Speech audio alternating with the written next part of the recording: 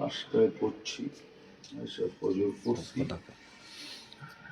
ঘুমাইতে যাব তখন আমার অস্থির লাগতেছে। এটা আমার আগে লাগতো, অনেক সময় অস্থির লাগতেছিল।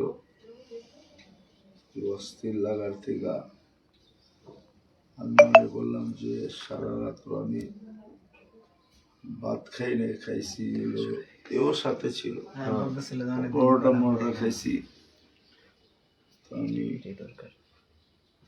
ওষুধ খাইছি ডায়াবেটিসের গ্যাস্ট্রিকের, একটু সার্ভাইকেলের কারণে ব্যথা হয়, তো ওটা মনে করে আবার ঘুমায়। সাড়ে 1টার সময় ঘুমাইছি, পরশুদিনের আগের দিন সকালে ঘুমাইতে ঘুমাইতে আমি পরে 3টার সময় উঠছি।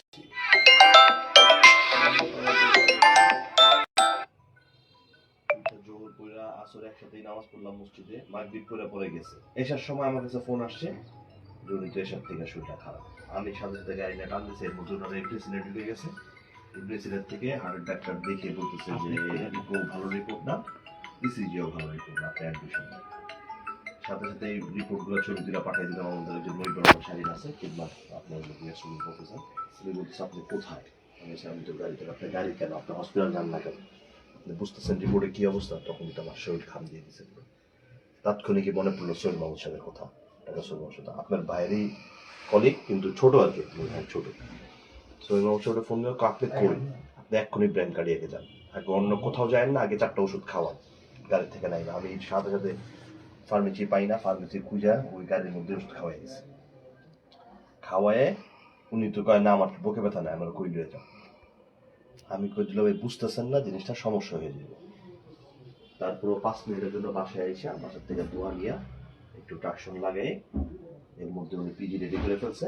রাত্রে 11টা, তখন 10:30 পিজি রেডি করে ফেলছে, ওটি টোটি খুলে সমস্ত কিছু কমপ্লিট। আপনারা যদি রেডি থাকেন, আপনারা যদি প্রস্তুত থাকেন, তাহলে আমরা একটা নিয়ে এসে আমরা কোর্স কমপ্লিট করবো। এখন ভিডিও সব বন্ধ, ইব্রাহিম কার্ড বন্ধ, পিজি বন্ধ হয়ে গেছে।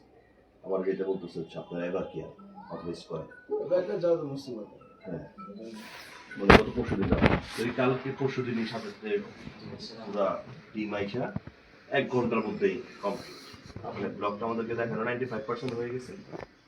শুক্রিয়া, আলহামদুলিল্লাহ, সুম্মা আলহামদুলিল্লাহ।